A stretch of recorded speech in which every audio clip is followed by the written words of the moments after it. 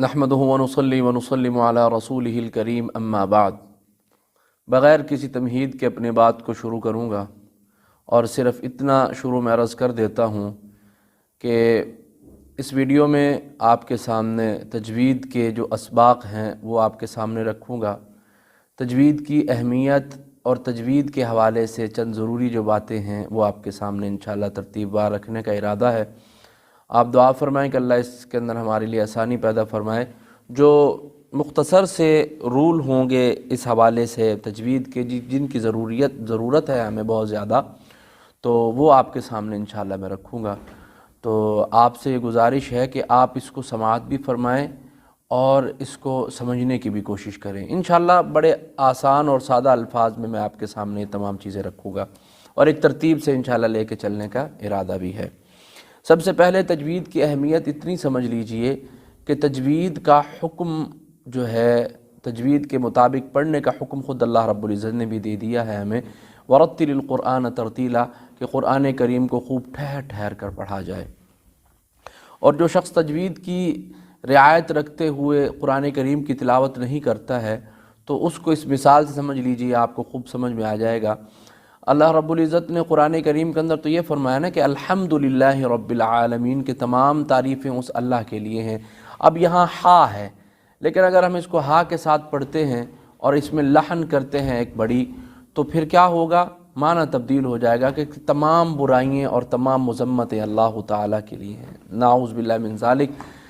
तो इसलिए इसकी कोशिश करनी चाहिए कि क़ुरआन करीम को तजवीद के मुताबिक पढ़ा जाए और इसको सीखा जाए। और तजवीद क्या है?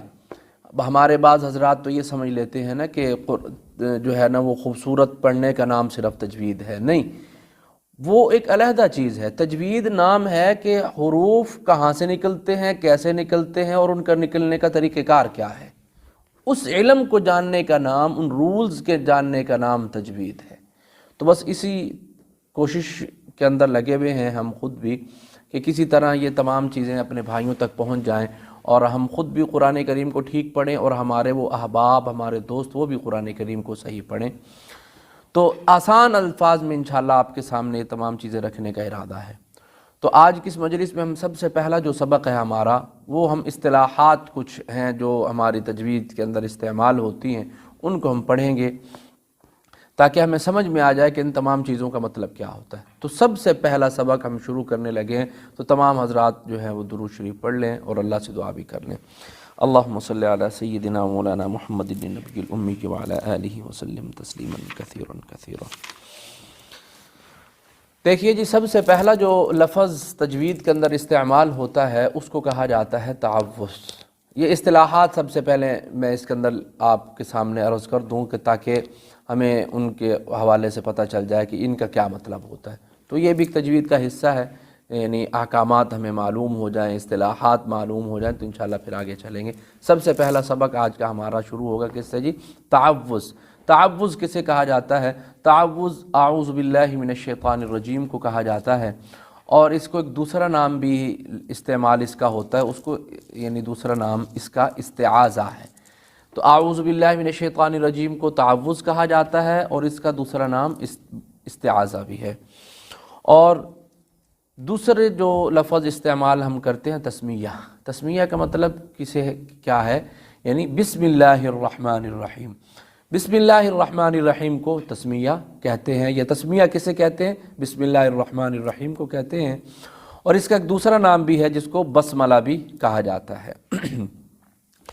एक लफ्ज़ हम पढ़ते हैं कि हरकत किसे कहते हैं? एक तो हरकत वो होती है कि यहाँ से वहाँ, वहाँ से यहाँ मेरा हाथ हिल रहा, इसको हरकत कहते हैं।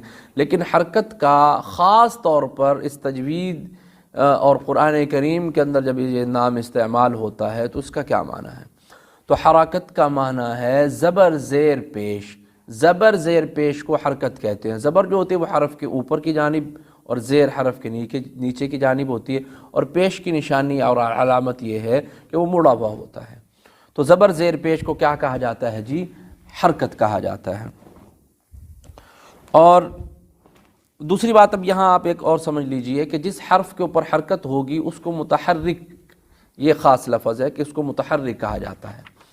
और زبر جو ہے وہ کہاں ہوتی ہے؟ زبر حرف کے اوپر کی جانب ہوتی ہے، اور اس کی علامت کیا ہے کہ وہ چھوٹا سا بس یوں نشان سا ہوتا ہے، لکیر سی ہوتی ہے، اس کو ہم زبر کہتے ہیں۔ اور جس حرف کے اوپر زبر ہوتی ہے اس کو کیا کہتے ہیں جی؟ زبر کا ایک نام جو ہے وہ فتحہ بھی ہے، زبر کا ایک نام فتحہ بھی ہے۔ تو لہٰذا یہ جو کہیں جگہ پر یہ لکھا ہوا تجوید کے اندر ملتا ہے کہ فتحہ، تو فتحہ کا مطلب کیا ہوگا؟ زبر۔ زبر کو فتحہ بھی کہتے ہیں، اور اسی طرح زیر ہوتی ہے، زیر کو کسرہ بھی کہتے ہیں، اور اسی طرح ایک ہوتا ہے پیش، تو پیش کو ضمہ کہتے ہیں۔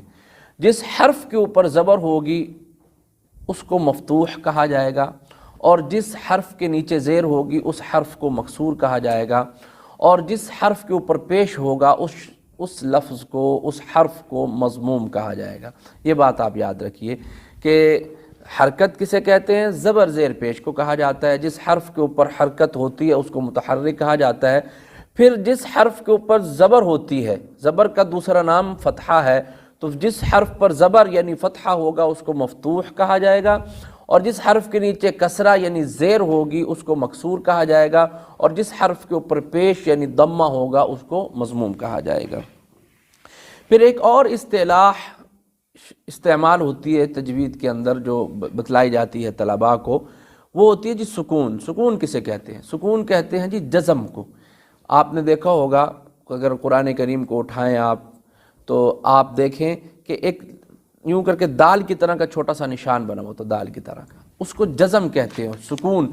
جزم، سکون کیا مطلب کہ ان لام پر کوئی حرکت نہیں ہے، زبر زیر پیش نہیں بلکہ لام ساکن ہے، انسان نون بھی ساکن ہے، اور خ لا ق ما لیکی، اور رب را پر زبر ہے، با کے نیچے زیر ہے، لیکن حمزہ کے اوپر زبر، لام کے اوپر کچھ بھی نہیں ہے۔ تو یہ جو لام کے اوپر جو آ رہی ہے جو چیز، اس کو سکون اور جزم کہا جاتا ہے۔ اس کا مطلب یہ ہے کہ یہ ساکن ہے، اس کا یہ حرکت نہیں ہے۔ تو یہ چند اصطلاحات تھیں اس حوالے سے جو آپ کے سامنے ذکر کی گئی۔ ایک اور اصطلاح جو ہے وہ استعمال ہوتی ہے تجوید کے اندر، اس کو شد کہا جاتا ہے۔ شد تشدید کے نام سے یاد کیا جاتا ہے۔ میں اکثر اپنے یہاں بچوں کو سمجھانے کے لیے عرض کرتا ہوں کہ وہ جو ڈبلیو چھوٹا سا ہوتا ہے نا، ڈبلیو کی شکل کا بنا ہوا جو ہوتا ہے اس کو شد کہا جاتا ہے، اور تشدید بھی اس کو کہا جاتا ہے۔ اور جس حرف کے اوپر یہ شد یا تشدید ہوتی ہے اس کو مشدد کہا جاتا ہے، اور یہ جس حرف کے اوپر یہ الٹا ڈبلیو یعنی شد یا تشدید آ جاتی ہے پیارے ساتھیوں، تو وہ حرف 2 مرتبہ پڑھا جاتا ہے، وہ حرف 2 مرتبہ پڑھا جاتا ہے۔ من ربک رب العالمین۔ آگے چل کے انشاءاللہ ہم اس کی پریکٹس کریں گے اور انشاءاللہ وہ آپ کے سامنے اس کی چیزیں آ جائیں گی۔ تو یہ یاد رکھیے کہ ایک ہوتی شد یعنی تشدید جو حرف کے اوپر ہوتی ہے، اور آسان سمجھنے کے لیے کہ وہ الٹا ڈبلیو سا بنا ہوا ہوتا ہے، تو جس حرف کے اوپر وہ آ جاتی ہے اس کو مشدد کہا جاتا ہے۔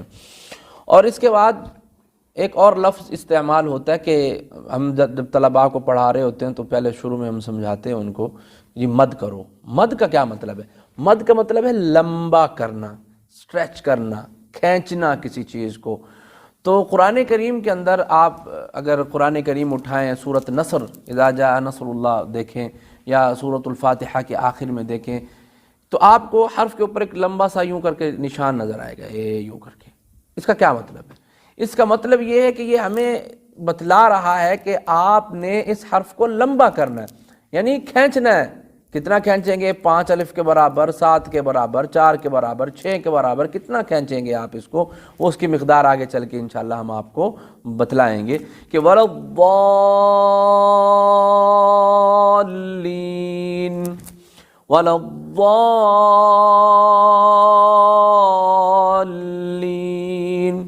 اس لمبا کرنے کو کیا کہا جاتا ہے جی؟ مد کہا جاتا ہے۔ اذا جاء نصر اللہ والفتح، تو تو یہ مد کرنا، یہ کھینچنا کیا ہے جی؟ اس کو مد کہا جاتا ہے، لمبا کرنے کو، کھینچنے کو مد کہا جاتا ہے۔ تو یہ میرے محترم دوستوں اور ساتھیوں، یہ جو چیز ابھی آپ کے سامنے بیان کی گئی ہے، ان کو اصطلاحات کہا جاتا ہے۔ اور آخری آج کے سبق کی آخری چیز میں عرض کر دیتا ہوں کہ جو اصطلاح ہے غنہ۔ غنہ کسے کہتے ہیں؟ غنہ کہتے ہیں کہ آپ اپنی آواز کو تھوڑی دیر کے لیے ناک میں پاز کریں، اپنے ناک میں آواز کو روک لیں، اس کو وہاں تھوڑی دیر روکے رکھنے کا نام غنہ ہوتا ہے۔ اس خیشوم میں، اس بانسے میں، یہ جو ناک ہے اس کے اندر جو آواز کو چھپایا جاتا ہے اس چیز کو غنہ کہا جاتا ہے۔ غنہ جیسے مثلا ان الذین انا اعطینا، ایک ہوتا ہے اخفاء اور ایک ہوتا ہے غنہ۔ آگے چل کر انشاءاللہ اس کی وضاحت بھی آپ کے سامنے پیش کی جائے گی، تو تب تک آپ ان اصطلاحات کو یاد فرما لیجئے کہ آج کے سبق کے اندر ہم نے کیا پڑھا ہے۔ کہ آج کے سبق کے اندر ہم نے تعوذ کسے کہتے ہیں، تسمیہ کسے کہتے ہیں، حرکت کسے کہتے ہیں، اور زبر کا دوسرا نام کیا ہے، زیر کا دوسرا نام کیا ہے، پیش کا دوسرا نام کیا ہے، اور اس کے علاوہ سکون کسے کہتے ہیں، غنہ کسے کہتے ہیں، مد کسے کہتے ہیں، اور شد کسے کہتے ہیں۔ یہ آپ نے یاد بھی کرنا ہے اور سمجھنا بھی ہے، اور بڑا آسان سا ہے۔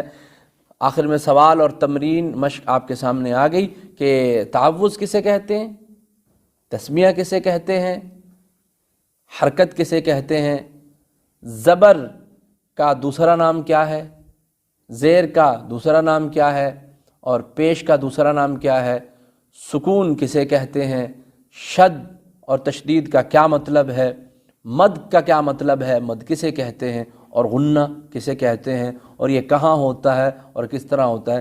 تو یہ آپ کے ذمے رہا، اور دوسرے سبق تک کے لیے مجھے اجازت دیجیے، اور دعاؤں میں یاد رکھیے گا۔ السلام علیکم ورحمۃ اللہ وبرکاتہ۔